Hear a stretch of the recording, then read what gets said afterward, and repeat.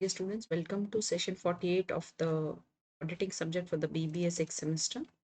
In this class, we'll be going through the auditor's position on duty with regard to verification and valuation of stock in trade. The valuation of stock is the main factor in determining the results as shown in the accounts. Apart from the effect of the balance sheet, the incorrect stock would affect the profit of the year that has closed as well as that for the next year.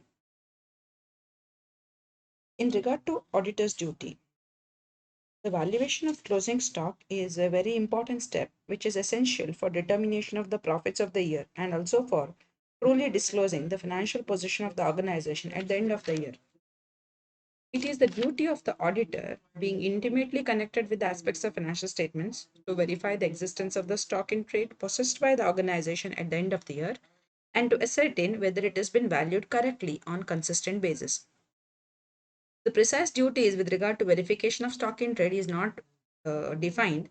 However, under circumstances, they have to be deduced from an interpretation of the general responsibilities of the auditor with regard to the statement of accounts verified by them, especially with regard to stock in trade.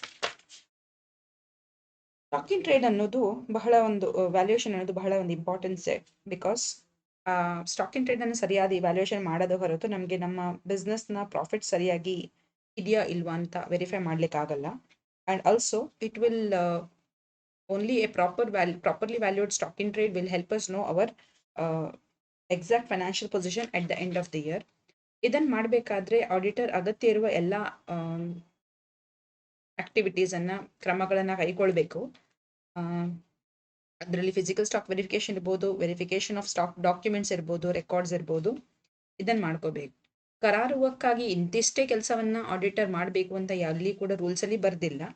ಆದ್ರೆ ಆ ಸಮಯಕ್ಕೆ ಸರಿಯಾಗಿ ಆ ಆರ್ಗನೈಸೇಷನ್ನ ಡಾಕ್ಯುಮೆಂಟ್ಸ್ನ reporting ಮಾಡಬೇಕಾದ್ರೆ ಅಗತ್ಯ ಇರುವ ಎಲ್ಲ ಕೆಲಸಗಳನ್ನ ಆಡಿಟರ್ ಮಾಡಬೇಕು ಅಂತ ಒಪಿನಿಯನ್ ಆಗಿರ್ತದೆ. In case of audit of inventories, Institute of Chartered Accountants provides guidance notes. Also, standards of auditing to be followed, that is 501. Standards of auditing in 501 will guide the auditor with regard to the work he has to take up in case of auditing of inventories. One of the oldest case which speaks about stock auditor's duty related to stock is Kingston Cotton Mills case, which was held in the year 1896, where the court held that the physical stock taking is not the responsibility of the auditor. He can rely upon other people for the details of the stock in hand. The auditor is not a valuer for the materials necessary to enable him to ensure the stock appears at its proper value in the balance sheet. He could rely on the certificate given by the responsible official of the client. Kingston cotton mill ಕೇಸ್ನಲ್ಲಿ ನಾಲ್ಕು point ಅನ್ನು highlight ಮಾಡಿದ್ರು. Number one, first one is stock ಅನ್ನ physical stock ತಗೊಳ್ಳೋದು ಆಡಿಟರ್ನ ಕೆಲಸ ಇಲ್ಲ. ಹಾಗಾಗಿ organisation ಕೆಲಸ ವ್ಯಾಲ್ಯೂಯೇಷನ್. ಸೊ ಈ ವ್ಯಾಲ್ಯೂಯೇಷನ್ ಮತ್ತು ಸ್ಟಾಕ್ ಕೀಪಿಂಗ್ ಆರ್ಗನೈಸೇಷನ್ ಮ್ಯಾನೇಜ್ಮೆಂಟ್ನ ಕೆಲಸ. ಮ್ಯಾನೇಜ್ಮೆಂಟ್ ಕೊಟ್ಟಂತ ರಿಪೋರ್ಟ್ ಅನ್ನ ರಿಲೈ ಮಾಡುವಂಥದ್ದು, ಅಂದ್ರೆ ನಂಬುವುದು ಆಡಿಟರಿಗೆ ಆಡಿಟರ್ ನಂಬಬಹುದಾಗಿದೆ ಅಂತ ಈ ಕೇಸ್ ಹೇಳುತ್ತೆ. Again auditor is not a valuer, ಅವರು ವ್ಯಾಲ್ಯೂವರ್ ಆಗಿಲ್ಲ. ಹಾಗಾಗಿ ಅವೈಲೇಬಲ್ ಮೆಟೀರಿಯಲ್ನ ಆಧಾರದಲ್ಲಿ ಕೊಟ್ಟಂತಹ ಸ್ಟಾಕ್ನ ವ್ಯಾಲ್ಯೂ ಸರಿಯಾಗಿದೆ ಅನ್ನುವ ಒಂದು ಅವನಿಗೆ ಗಮನಕ್ಕೆ ಬಂದರೆ ಕೊಟ್ಟಂತಹ ಸರ್ಟಿಫಿಕೇಟ್ನ ಆಧಾರದಲ್ಲಿ, ಎಂಪ್ಲಾಯೀಸ್ ಆಫ್ ದ ಆರ್ಗನೈಸೇಷನ್ ಕೊಟ್ಟಂತಹ ಸರ್ಟಿಫಿಕೇಟ್ನ ಆಧಾರದಲ್ಲಿ ವ್ಯಾಲ್ಯೂಯೇಷನ್ ಅನ್ನು ಮಾಡಬಹುದು. Also he is not an insurer and his duty does not extend beyond exercising reasonable care and skill in the task performed by him. So ಅವನು ಗ್ಯಾರಂಟಿ ಕೊಡೋದಿಲ್ಲ. Auditor ಆದವರು value of the ಸ್ಟಾಕ್ನ ಬಗ್ಗೆ guarantee ಕೊಡೋಕ್ಕಾಗಲ್ಲ. But ಬೇಕಾದಂತಹ ನಿರ್ದಿಷ್ಟ ಕೇರನ್ನು ಅಥವಾ ಬೇಕಾದಂಥ ನಾಲೆಜನ್ನು apply ಮಾಡಿ he should perform his task. ಮಾಡುವಂಥ ಕೆಲಸದಲ್ಲಿ ಯಾವುದೇ ಹಿಂಜರಿತ ಮಾಡದೆ ಎಲ್ಲೆಲ್ಲೆಲ್ಲ ಅಗತ್ಯ ಇನ್ವೆಸ್ಟಿಗೇಷನ್ ಎನ್ಕ್ವೈರಿ ಮಾಡಬೇಕು ಅದನ್ನೆಲ್ಲವನ್ನ ಮಾಡಿ, ತನ್ನ ನಾಲೆಜಿಗೆ ಬಂದಷ್ಟು ವಿಷಯಗಳನ್ನು ಸರಿಯಾಗಿ ಅರ್ಥೈಸಿಕೊಂಡು ವ್ಯಾಲ್ಯೂಯೇಷನ್ ಅನ್ನು ಸರಿಯಾಗಿ ಮಾಡಲಾಗಿದೆ ಅಂತ ಹೇಳಿ ಅವನು ಅಭಿಪ್ರಾಯ ಪಟ್ಟರೆ he cannot be considered as negligent ಅಂತ ಹೇಳ್ತಾರೆ. Again, he cannot be held of guilty of negligence if he accepts the certificate of the responsible official under in the absence of suspicious circumstances. Internal check system ಅನ್ನ verify ಮಾಡಿ vouching ಮಾಡಿ ಎಂಪ್ಲಾಯೀಸ್ನ ಬಿಹೇವಿಯರನ್ನ ಅವರ ಕೆಲಸ ಕಾರ್ಯಗಳನ್ನ ಅತ್ಯಂತ ಸನಿಹದಿಂದ examine ಮಾಡಿದಾಗ ಯಾವುದೇ ರೀತಿಯ ಫ್ರಾಡ್ ಅಥವಾ ಮ್ಯಾನಿಪ್ಯುಲೇಷನ್ನ ಬಗ್ಗೆ ಸಸ್ಪಿಷನ್ ಬಾರದಂತಹ ಸಿಚುವೇಶನ್ನಲ್ಲಿ ಆರ್ಗನೈಸೇಷನ್ನ ಎಂಪ್ಲಾಯೀಸ್ ಕೊಟ್ಟಂತಹ ಸರ್ಟಿಫಿಕೇಟನ್ನು ಆಧರಿಸಿಕೊಂಡು if the auditor reports to auditor makes a report then he cannot be held guilty of negligence. ಯಾವುದೇ ರೀತಿಯ ಸಂಶಯಾಸ್ಪದ ಸಿಚುವೇಶನ್ ಇಲ್ಲದಿದ್ದ ಪಕ್ಷದಲ್ಲಿ ಆರ್ಗನೈಸೇಷನ್ ಎಂಪ್ಲಾಯೀಸ್ ಕೊಟ್ಟ ಮಾಹಿತಿಯನ್ನು ಆಧರಿಸಿಕೊಂಡು ವ್ಯಾಲ್ಯೂಯೇಷನ್ ಮಾಡಿದರೆ ಆಡಿಟರ್ ಯಾವ ಕಾರಣದಲ್ಲಿಯೂ ನೆಗ್ಲಿಜೆಂಟ್ ಅಂತ ಹೇಳಿ ಟ್ರೀಟ್ ಮಾಡೋಕ್ಕಾಗೋದಿಲ್ಲ ಅಂತ ಈ ಕೇಸ್ನಲ್ಲಿ ಡಿಸೈಡ್ ಮಾಡ್ತಾರೆ. ಆದರೆ ಇದು ಸುಮಾರು 1896 ನಡೆದಂಥ ವಿಷಯ. ಬಟ್ ಮುಂದಿನ ವರ್ಷಗಳಲ್ಲಿ ಆದಂಥ ಕೆಲವೊಂದು ಬದಲಾವಣೆಗಳಿಂದಾಗಿ ಆಡಿಟರ್ನ ಜವಾಬ್ದಾರಿಯ ಬಗ್ಗೆ ಕೆಲವೊಂದು ಚೇಂಜಸ್ಗಳು ಆಗಿದ್ದಾವೆ. ಅದು ಲೀಗಲ್ ರೂಲ್ಸ್, ಲೀಗಲ್ ಎನಾಕ್ಟ್ಮೆಂಟ್ಸ್ಗಳಿಗೆ ಕೂಡ ಚೇಂಜ್ ಬಂದಿದೆ. ಆಮೇಲೆ ಬೇರೆ ಬೇರೆ ಕೇಸ್ ಸ್ಟಡೀಸ್ಗಳಲ್ಲಿ ಕೂಡ ಚೇಂಜಸ್ಗಳು ಬಂದಿವೆ. In case of stock, SA 501 speaks about how an auditor should take care about the valuation of the stock. The auditor's duty was decided based upon the Kingston Cotton Mills case in those days, which was given in the year 1896, where Justice Lindley observed that it is no part of the auditor's duty to take stock. No one contends that it is so. He must rely on other people for details of stock in trade in hand. In case of a cotton mill, he must rely on some skilled person for the material necessary to enable him to enter stock in trade at its proper value in the balance sheet ಅಂತ ಅಭಿಪ್ರಾಯ ಪಟ್ಟು. In the same case, Justice Lopes observed that an auditor is not bound to be a detective or, as was said, to approach his work with the foregone conclusion that that is something wrong. He is a watchdog but not a bloodhound. He is justified in believing tried servants of the company in whom confidence is placed by the company. He is entitled to assume that they are honest, to rely upon their representations provided he takes reasonable care.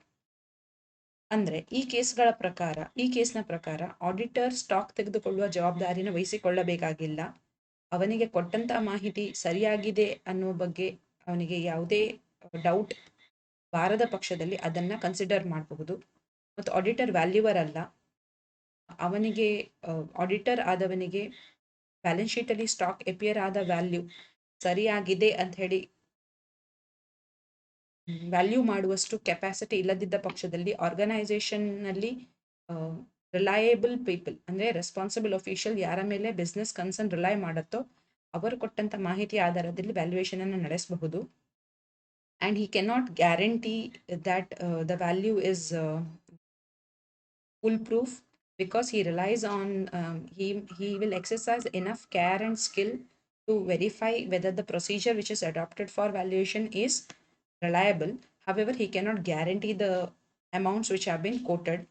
And the fourth one is he cannot be held guilty of negligence if he accepts the certificate of responsible official in the absence of suspicious circumstances ಅಂತ ಹೇಳ್ತಾರೆ. ಯಾವುದೇ ರೀತಿಯ doubt ಬಾರದಂಥ ರೀತಿಯಲ್ಲಿ, ಯಾವುದೇ ರೀತಿಯ ಸಂಶಯ ಬರದಂತಹ ಪರಿಸ್ಥಿತಿಯಲ್ಲಿ organisation employee ನಂಬಲರ್ಹ ಉದ್ಯೋಗಿಗಳು ಕೊಟ್ಟಂಥ ಸರ್ಟಿಫಿಕೇಟನ್ನು ಯೂಸ್ ಮಾಡಿ ರಿಪೋರ್ಟ್ ಮಾಡಿದಲ್ಲಿ ಆಡಿಟರನ್ನು ಯಾವುದೇ ಕಾರಣಕ್ಕೂ ರೆಸ್ಪಾನ್ಸಿಬಲ್ ಮಾಡ್ಲಿಕ್ಕೆ ಆಗೋದಿಲ್ಲ ಅಂತ ಈ ಕೇಸ್ನಲ್ಲಿ ಡಿಸೈಡ್ ಮಾಡ್ತಾರೆ. ಹವೆವರ್ ಈ ಕೇಸ್ ನಡೆದ ನಂತರ ಬಹಳಷ್ಟು ಕೇಸಸ್ಗಳಲ್ಲಿ ಇದರ ವಿರುದ್ಧವಾದ ಅಥವಾ ಇದಕ್ಕಿಂತ ವ್ಯತಿರಿಕ್ತವಾದ ಅಭಿಪ್ರಾಯವನ್ನು ನಾವು ಕಾಣ್ತೇವೆ. In case of another judgment, where in case of Westminster Road Construction and Engineering Company Limited, which was decided in the year 1932, it was held that an auditor must make the fullest use of all materials available to him. Although he is not a stock taker or a valuer of work in progress, he will be guilty of negligence if he fails to take notice of all the available evidence from which it could be reasonably deduced that the work in progress was overvalued. ಈ decisions ಅನ್ನ ನೋಡಿದಾಗ ಏನು ಅರ್ಥ ಆಗುತ್ತೆ ಅಂತ ಹೇಳಿದ್ರೆ, after it in the year 1932, in this case, the auditor was held liable for damages for not detecting the overvaluation of work in progress, in spite of the fact that sufficient data was available to him. Suspicion ಇರದಿದ್ದ ಪಕ್ಷದಲ್ಲಿ ತಾನು ಮಾಡುವಂಥ ಕೆಲಸದಲ್ಲಿ ಸರಿಯಾದ ಪ್ರೊಸೀಜರ್ನ adapt ಮಾಡಿದ್ದಲ್ಲಿ ಆಡಿಟರನ್ನು responsible ಮಾಡಬೇಕಾಗಿಲ್ಲ. ಆದರೆ in this case the auditor was held responsible because ಅವನಿಗೆ ಕೊಟ್ಟ ಮಾಹಿತಿ ಮತ್ತು ದಾಖಲೆಗಳ ಆಧಾರವನ್ನು ಇಟ್ಟುಕೊಂಡು ಅವನ ನಾಲೆಜನ್ನು ಅಪ್ಲೈ ಮಾಡಿದರೆ ಸರಿಯಾಗಿ over valuation of work in progress ಆಗಿದೆ ಅನ್ನುವುದು ಬಹಳ ಎವಿಡೆಂಟ್ ಆಗಿತ್ತು. ಬಟ್ ಅದನ್ನು ಅವನು ರಿಪೋರ್ಟ್ ಮಾಡಿಲ್ಲ ಅನ್ನುವ ಕಾರಣಕ್ಕೆ ಆಡಿಟರನ್ನು ರೆಸ್ಪಾನ್ಸಿಬಲ್ ಮಾಡ್ತಾರೆ. Similarly in England the companies act ಅನ್ನ ಅಮೆಂಡ್ ಮಾಡ್ತಾರೆ. ಆಡಿಟರ್ನ ರೆಸ್ಪಾನ್ಸಿಬಿಲಿಟಿ ಏನು ಅನ್ನೋದ್ರ ಬಗ್ಗೆ, to provide for the auditor's responsibility to state in a certificate that the profit and loss account and the balance sheet of the client's company represent a true and fair view of its state of affair, which is implying that he has already verified and valued the assets and liabilities of the organization properly. It required him to go into details of the particular stock also.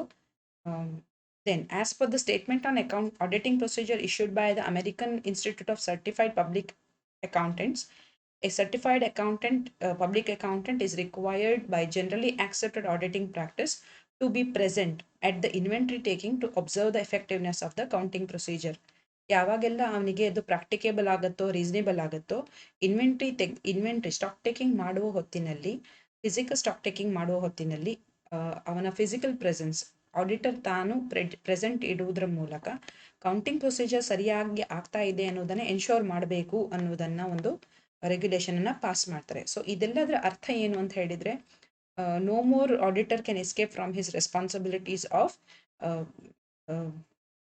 valuing the stock, or he cannot escape from his responsibility by transferring that responsibility to reliance on the certificates given to him. In spite of the certification, he should apply reasonable care and skill to check that whether there is any possibility of error or fraud here. He should ensure that the facts are brought into light.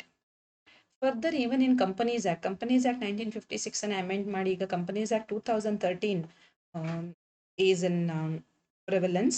E Act na section 143 subsection 1 provides that every auditor can access at all the times to the books of accounts, vouchers, and seek information and explanation from the company and inquire such matters as he considers necessary, including the matters specified in clauses A to F.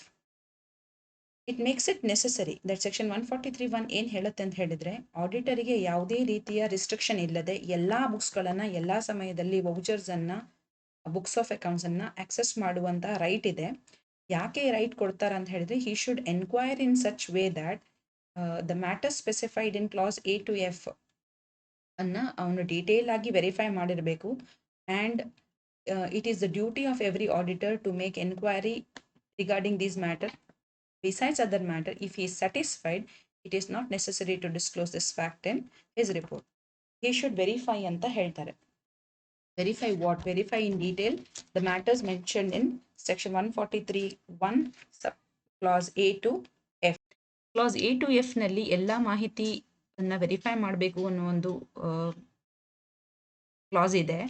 ಅದರಲ್ಲಿ ಬಹಳ ಮುಖ್ಯವಾದದ್ದು ಏನು ಅಂತ ಹೇಳಿದ್ರೆ, ಯಾವುದೇ ಮಾಹಿತಿಯನ್ನ, ಯಾವುದೇ transaction ಅನ್ನ ಕಂಪನಿಯ ಹಿತಾಸಕ್ತಿಗೆ ವಿರುದ್ಧವಾಗಿ ಮಾಡಲಾಗಿಲ್ಲ ಅನ್ನುವುದನ್ನ ಕನ್ಫರ್ಮ್ ಮಾಡುವುದು ಆಡಿಟರ್ನ ಜವಾಬ್ದಾರಿ.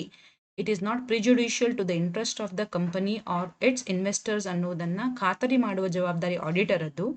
ಅದಕ್ಕೆ ಬೇಕಾದಂತಹ ಎನ್ಕ್ವೈರಿಯನ್ನು ಆಡಿಟರ್ ಮಾಡಿ, ಇಫ್ ಹಿ ಸ್ಯಾಟಿಸ್ಫೈಡ್ ಅದನ್ನು ರಿಪೋರ್ಟ್ ಮಾಡಬೇಕಾಗಿಲ್ಲ. ಬಟ್ ಇಫ್ ಈಸ್ ಡಿಸ್ಸ್ಯಾಟಿಸ್ಫೈಡ್ ಅದನ್ನು ಖಂಡಿತವಾಗಿಯೂ ತನ್ನ ರಿಪೋರ್ಟಲ್ಲಿ ಮೆನ್ಷನ್ ಮಾಡಬೇಕು ಅನ್ನುವುದು ಸೆಕ್ಷನ್ 143(1) ಆಶಯ ಆಗಿರ್ತದೆ.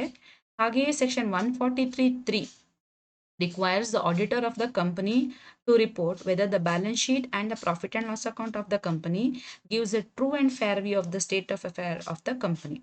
ಅಲ್ಲದೆ section 129 says section 129 of schedule 3 of the companies act ಏನು ಹೇಳುತ್ತೆ ಅಂತ ಹೇಳಿದ್ರೆ, ಅಸೆಟ್ಸ್ ಮತ್ತು ಲಯಬಿಲಿಟೀಸನ್ನು ಸರಿಯಾಗಿ ಕ್ಲಾಸಿಫೈ ಮಾಡಿ ಅದರ further disclosures to be made with respect to inventory valuation in the financial system. ಇಲ್ಲಿ ಸ್ಪೆಸಿಫಿಕ್ ಆಗಿ ಹೇಳ್ತಾರೆ, ಆಡಿಟರ್ ಆದವರು ಇನ್ವೆಂಟರಿ ವ್ಯಾಲ್ಯೂಯೇಷನ್ನ ಬಗ್ಗೆ ಡಿಸ್ಕ್ಲೋಷರ್ನ ಸರಿಯಾಗಿ ಫಿನಾನ್ಷಿಯಲ್ ಸ್ಟೇಟ್ಮೆಂಟ್ಸಲ್ಲಿ ಮಾಡಬೇಕು. ಇಲ್ಲಿ ಆಡಿಟರ್ನ ಜವಾಬ್ದಾರಿಯನ್ನೇ ಹೆಚ್ಚಿಸಲಾಗಿದೆ. ಕಂಪನೀಸ್ ಆಕ್ಟ್ 2013 ನಲ್ಲಿ ಆಡಿಟರ್ನ ಜವಾಬ್ದಾರಿ ವಿತ್ ರೆಸ್ಪೆಕ್ಟ್ ಟು ಇನ್ವೆಂಟರಿ ವ್ಯಾಲ್ಯೂಯೇಷನನ್ನು ಹೆಚ್ಚಿಸಲಾಗಿದೆ. ಫಿಸಿಕಲ್ ಸ್ಟಾಕ್ ಟೇಕಿಂಗ್ ಅಬ್ಲಿಗೇಟರಿ ಆಗಿದ್ರೂ ಕೂಡ, it's not physical attendance in the stock taking is not obligatory. Auditor ಏನು ಕಂಪಲ್ಸರಿ ಅಲ್ಲಿ ಸ್ಟಾಕ್ ಟೇಕಿಂಗ್ ಹೊತ್ತಿಗೆ ಇರಬೇಕು ಅನ್ನುವ ಕಂಪಲ್ಷನ್ ಎಲ್ಲಿಯೂ ಇಲ್ಲದೇ ಇದ್ರೂ ಕೂಡ, it is said that it is desirable to be present. So ಒಬ್ಬ ಆಡಿಟರ್ ಆದವ ಈ ಸ್ಟಾಕ್ ಟೇಕಿಂಗ್ ನಡೀತಾ ಇರುವ ಸಮಯದಲ್ಲಿ ಅಲ್ಲಿ ಪ್ರೆಸೆಂಟ್ ಇದ್ದರೆ test checking method of stock ಟೇಕಿಂಗನ್ನು observe ಮಾಡಲಿಕ್ಕಾಗತ್ತೆ. ಮತ್ತು ಅಲ್ಲೊಂದು ಮಾರಲ್ ಕಂಟ್ರೋಲ್ ಕೂಡ ಎಕ್ಸಸೈಸ್ ಆಗುತ್ತೆ. ಎಂಪ್ಲಾಯೀಸ್ನ ಎಫೆಕ್ಟಿವ್ನೆಸ್ಸನ್ನು ಕೂಡ ಚೆಕ್ ಮಾಡಲಿಕ್ಕಾಗತ್ತೆ. ಮತ್ತು ಮುಂದಕ್ಕೆ ಅವ್ನು ಟೆಸ್ಟ್ ಚೆಕಿಂಗ್ ಮುಖಾಂತರ ಈ ಸ್ಟಾಕ್ ವೆರಿಫಿಕೇಷನ್ನ ಮಾಡ್ಕೊಳ್ಬಹುದು. Now, before accepting the certificate regarding the stock issued by the management, the auditor shall exercise reasonable care to satisfy himself that the procedure laid down and followed by the management are such that it would enable the management to give him a certificate honestly.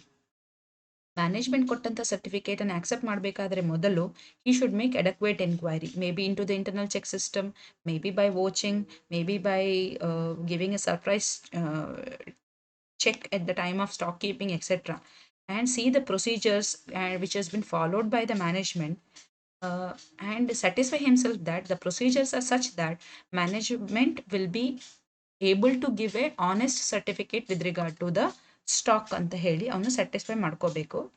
ಆಡಿಟರಿಗೆ stock ತಗೊಳ್ಳಿ ಅಂತ management direct ಮಾಡುವ ಹಾಗಿಲ್ಲ, because taking the stock and valuation of the stock is a responsibility of the management. Management cannot direct the auditor to take stock on his own. However, the auditor shall rely on the certificates issued by the management, provided there are no circumstances which will arise his suspicion. ಆಡಿಟರಿಗೆ ಯಾವ ಕಾರಣಕ್ಕೂ ಕೂಡ management stock ತಗೊಂಡ್ಬಿಡಿ ನೀವೇ ಅಂತ ಹೇಳುವ ಹಾಗಿಲ್ಲ, because ಸ್ಟಾಕನ್ನು ತಗೊಳ್ಳುವಂಥದ್ದು ಮತ್ತು ಅದರ ವ್ಯಾಲ್ಯೂಯೇಷನನ್ನು ಮಾಡುವಂಥದ್ದು ಓನರ್ಸ್ ಅಥವಾ ಮ್ಯಾನೇಜ್ಮೆಂಟ್ನ ರೆಸ್ಪಾನ್ಸಿಬಿಲಿಟಿ. ಆದರೆ ಮ್ಯಾನೇಜ್ಮೆಂಟ್ ಕೊಟ್ಟಂಥ ಈ ಸರ್ಟಿಫಿಕೇಟನ್ನು ಆಡಿಟರ್ ನಂಬಬಹುದು, ಪ್ರೊವೈಡೆಡ್ ಕಂಡೀಷನ್ಸ್ ಅಪ್ಲೈ. ಏನಂತ ಹೇಳಿದರೆ, ನಂಬಲರ್ಹ ಪರಿಸ್ಥಿತಿಯಲ್ಲಿ ಮಾತ್ರ, ಯಾವುದೇ ನಂಬಿಕೆಗೆ ಅರ್ಹವಲ್ಲದ ಪರಿಸ್ಥಿತಿಯಲ್ಲಿ ಈ ಸರ್ಟಿಫಿಕೇಟ್ ಸಿಕ್ಕಿದರೆ ಅಥವಾ ಯಾವುದಾದ್ರೂ ಮಾಹಿತಿ ನಂಬಲು ಅರ್ಹವಾಗಿದೆ ಅನ್ನುವ ಬಗ್ಗೆ ಡೌಟ್ ಬಂದಲ್ಲಿ ಆಡಿಟರ್ ಆ ಸರ್ಟಿಫಿಕೇಟನ್ನು ಆಕ್ಸೆಪ್ಟ್ ಮಾಡಬೇಕಾಗಿಲ್ಲ. he should do his own, he should take this matter into his audit report.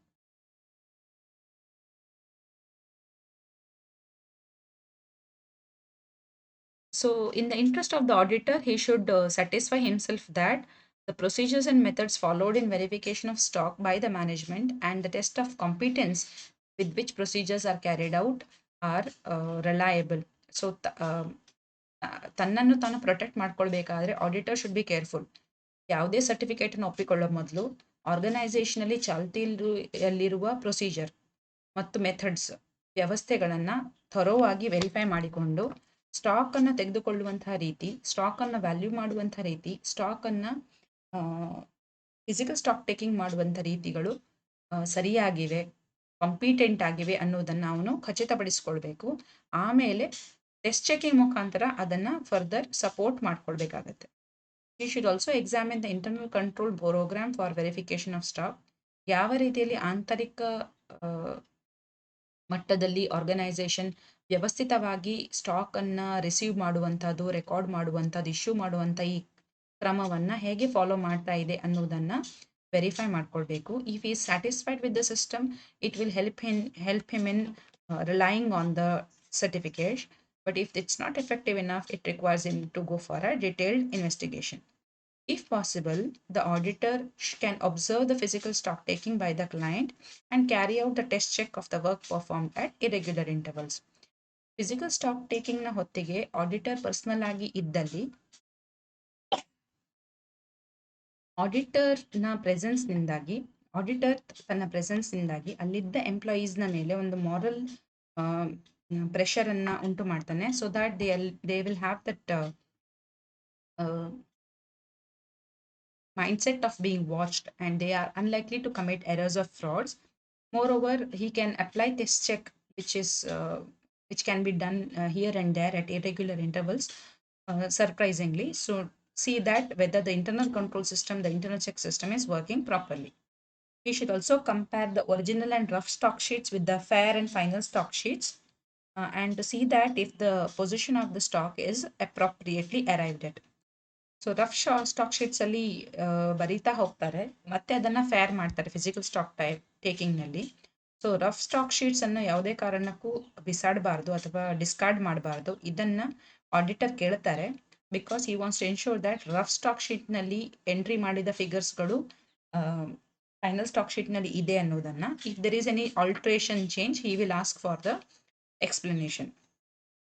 Then he should also satisfy himself that the system of stock valuation is proper and consistent. ಸರಿಯಾದ system of valuation use ಮಾಡ್ತಾ ಇದ್ದಾರೆ ಮತ್ತು consistent ಆಗಿ ವರ್ಷಾನು ಗಟ್ಲೆಯಿಂದ ಯಾವ system ಅನ್ನು follow ಮಾಡ್ತಾ ಇದ್ದಾರೆ ಅದೇ ಸಿಸ್ಟಮ್ ಫಾಲೋ ಆಗ್ತಾ ಇದೆ ಅನ್ನೋದನ್ನು ಅವನು satisfy ಮಾಡ್ಕೊಳ್ಬೇಕಾಗುತ್ತೆ. With this we come to the end of this session. Thank you. We will proceed with the next chapter in the next session.